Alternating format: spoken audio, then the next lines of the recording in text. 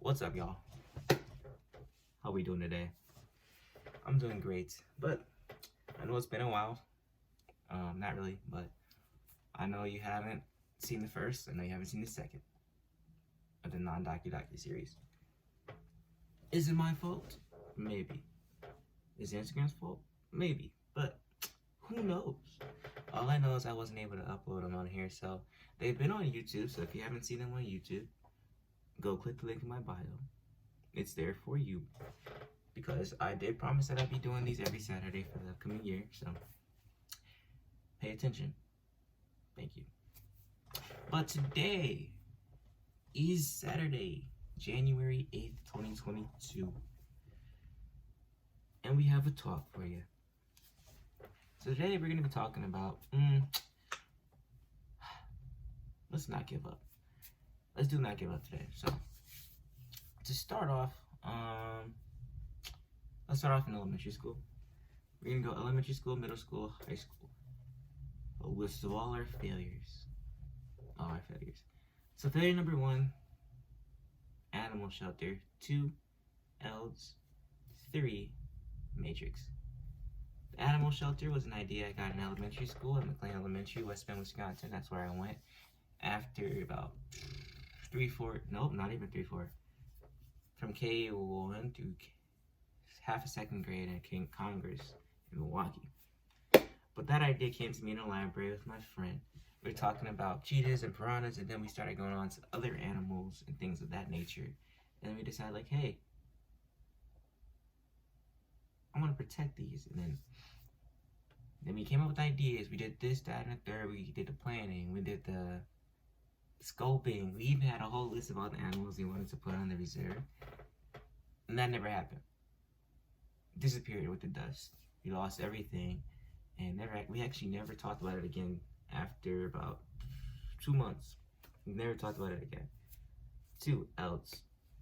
This was an elementary school project that went into middle school, and it was a restaurant that me and my friend were gonna start because we were talking about Little Caesars, and then we went on to food and things of that nature. Even though we actually were kind of serious about it, we weren't serious at the same time. We made PowerPoints, we made documents, we even made a menu. Yet, that after about middle school, when we both kind of switched friend groups and things of that nature, that disappeared. So that happened.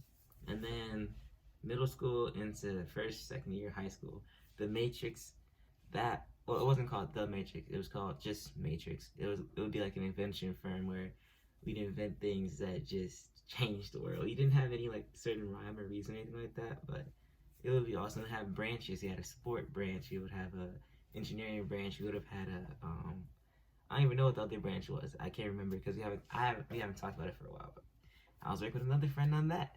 And the thing is, like, we made group chats, we made plans, we made PowerPoints again, but those never happened. And the thing is, the constant variable with all of these was that the dream was always mine. The dream was always mine. And what that means is that I was kind of putting what I wanted to do on the people that had an interest, and I wanted them to do all the work. That was my biggest fail, was trying to have other people do the work that I should have been doing all along. And that's not, let me talk about leadership. That's not what leaders should do, and that's not what people who have a dream should do. Like, first, before I go into how those small failures, even though they weren't really failures, they never started, but those ideas, those lost ideas that I have hanging on my vision board now that to do one day, how those ideas form me now, and how not quitting on those ideas has formed me into an aspiring entrepreneur / Emmanuel Wallace. But yeah, it started with those. It started with 3 dreams that never happened. Yet. Keyword is yet. What those dreams taught me was that you can't rely on everybody to start for you. You know what I'm saying? You can't have people do all the work before you put in your best foot forward. if you don't have an idea, like a plan with that idea, nobody's really gonna want to do too much for you. And if they do, and you don't have an idea of what you want to do with their help, they don't want to help you with that either. So what I've learned through those is that I have to hold myself accountable just as much as I have to hold everybody else accountable. If I'm gonna ask a question, I better have an answer as well. And if I don't have an answer, then I will not ask unless they ask first.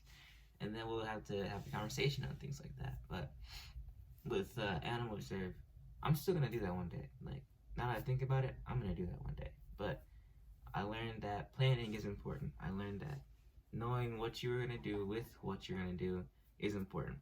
Else, I learned that I learned that commitment is important. That idea lasted for 3 years. Even though we never did anything on it, it lasted for 3 years. So commitment is important. In Matrix, I learned that imagination is really important when it comes to chasing your dream and not giving up. Because if you don't have an imagination, it's easy to give up. Because I know a lot of people like to think realistically, and there's nothing wrong with that. Thinking realistically is actually very important because you have to think about the parameters and think parameters, constraints, and strongholds that will be against you in the process. But also, if you don't have an imagination with that or an idea of how to get around those things, then just stop. You just stop before you even start. That's one thing I learned with Matrix as well, is that if you don't start, you won't start. And if you find the smallest excuse not to start, it's just a dead idea. So that's what happened there. But even though those are failures, I still haven't stopped dreaming. I still, and everybody who knows me knows this. I still want to go to Africa. I still want to change the world. I'm still going to do those things. Nobody's going to stop me from doing those things. But also now that everything's kind of come together into one with the Dream Chaser Nation, I want to do more. I want to start programs to help other people chase their dreams, like artists, writers, people that don't really get as much exposure because this world has revolved around, copycatism, where everybody can do what everybody can do and get rewarded for it. And no, there's not a lot of room for creativity or creators because they aren't really seen, and people don't really get a chance to see them because they're kind of hidden behind the repetitive quality of everything around us. So that's another thing. I want to build programs for them. I want to build a school one day to help kids in the arts that just want to go stretch themselves and really expand in a professional field. I want to do that one day.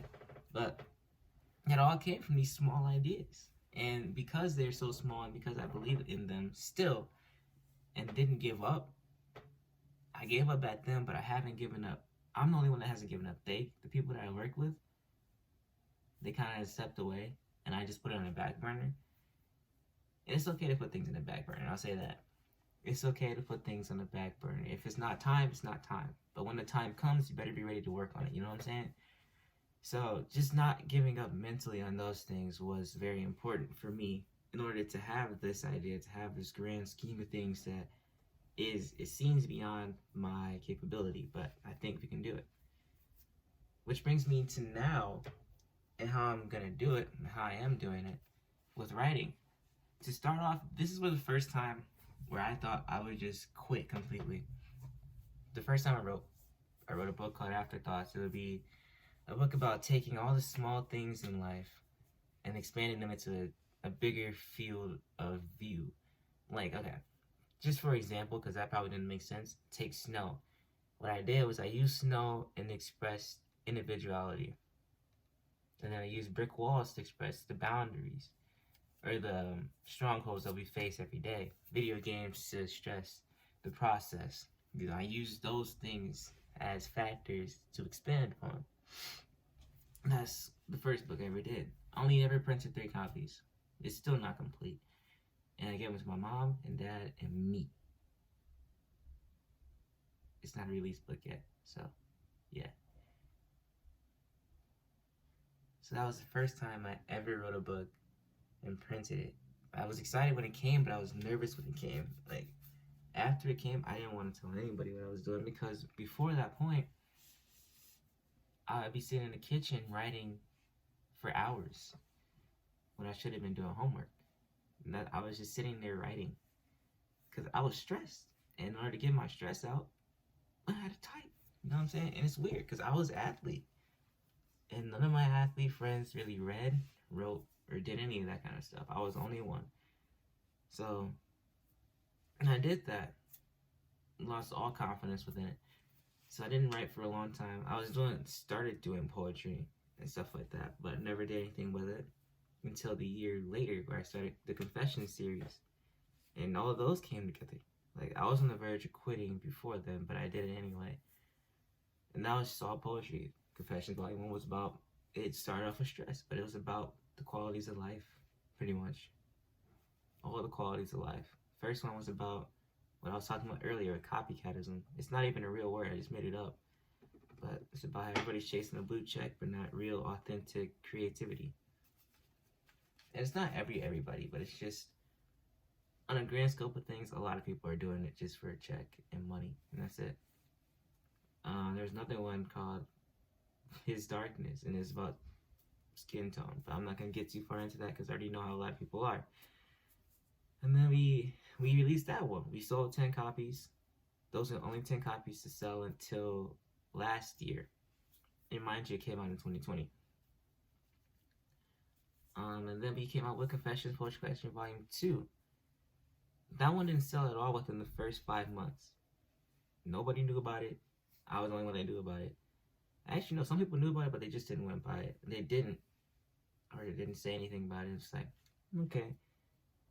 And as you know, for me, writing and stuff of that nature is really intimate. It's like you're putting a piece of yourself out there for people to judge. And it's scary. It's really scary because imagine that. You're letting your creation go for people to see. That's hard. It's really hard. It's not easy. Like, musicians, I don't know how y'all do it, but that joker is not easy. But then, right when I was about to quit and give up, I posted about it one more time. And then I sold out. And then we sold out. We sold out of it. And I was happy as all outdoors. And I got more stock.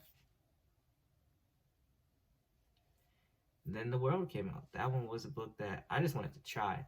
Because I wanted to write a book, all one poem. The entire book. At least 100 pages. It ended up with 197 pages. And it's called The World, One Poem, 37 Topics. And I'm really proud of that book, even though it's only sold 3 times. I'm really proud of it because it's talking about the world and the issues within it, and also the solutions that we can take to make it a better place to live in. One day, I just know, one day, a lot of people are going to get their hands on it, and this world is going to start shifting for better. Even if it's not permanently, just a little bit. That would be enough. If only for a second is what I like to say. If only for a second. And that's actually a poem that I wrote. Yeah, it starts off with "if only for a second." So if you find that in any of the Confessions Poetry Collection books, hit me up and I'll probably do something for you, because that poem is deep. It's deep. So that's what happened there. And then we made a website. First, nobody knew about it. Nobody clicked on it. And I thought I wasted my money. I did. Until I started getting serious. And I was very serious the whole time. I just didn't give up. Because before, I was relying on what everybody else had to say, what everybody else thought, whether or not they cared, and all these things. And I would get stressed out. I get partially depressed. Not chronically depressed or anything like that. But I get, like, mentally drained to the point where I just wanted to stop and never do it again. Well, because I never got any feedback, and that's just funny to me right now, because I know what went into it. So, and I know the reason why it's in there. I write to help people expand their viewpoint of things. I've been told I have an abstract mind, and I guess that makes sense. I like symbols. I like parables. I read the Bible a lot, and so there's always a parable in there somewhere. So I like parables. I like proverbs. I like these type of things that make your brain think. And that's just how I am. That's how I like to write. That's how I like to read. And now where I am, we're moving. We really are moving. Even though it may not seem big to you, it's huge to me because every small step means I'm getting 1 inch closer to the ultimate goal, which is to start those programs, build those schools, travel the world, and help people and inspire them to chase their dreams. So I can only wait and be excited for what God has planned for us as the Dreamtation Nation. But my final message to you, even though this wasn't all about not giving up, this one was mostly about continuing the dream regardless of the setbacks, and not tossing away the old, even though it seems like they failed then. They'll come back eventually. What comes around goes around. But my last message for you today, and hopefully you see this on Instagram, because if you don't see it on Instagram, I already know a lot of you will not go to YouTube to see it. But my last message to you is, do not give up because other people don't believe in you. Don't stop because you don't see success right away. Do not criticize yourself before you really take a look at what you've done. Hold true to the course. Put your all into it. And take a chance on you, because nobody else can do that for you. Your purpose is always going to be laced somewhere within your dream. Even if it changes over time, believe in yourself. Do not quit. Do not give up. Even if you don't go to school after high school, even if you don't make $1 million within the first year, or even 100, even if you still live with your parents for another year or 2, don't give up. Don't slow down. Keep pushing. Because I know a lot of you out there are creators, a lot like me, who have that instinct to want to help people, to want to inspire people with what you do. And you can do it. Even if it starts off like this, you never know it can end up like this. You can't even see my hands. It's crazy. If it's God-given, it will make an impact. It will change somebody's life. It will change you. It will make you better. If you are willing to stay humble, stay consistent, stay ready, and understand why you're doing what you're doing. Understand who it's for, and just push. It's your dream, and nobody else can dream it for you. And I learned that from elementary school all the way up to high school. Nobody can dream it for you, but they will help you eventually. Eventually, once they see that you're serious about it. I'm still doing this alone, but I got God on my side, so I know something great's gonna happen. But right now, the time that I'm alone will teach me how to carry myself when I have a team. And it'll teach you the same thing. Whether you're a musician, or you're a writer or an artist, or a dancer even. Your time is now. If you have a dream, I'm telling you, don't give up before you start. Peace.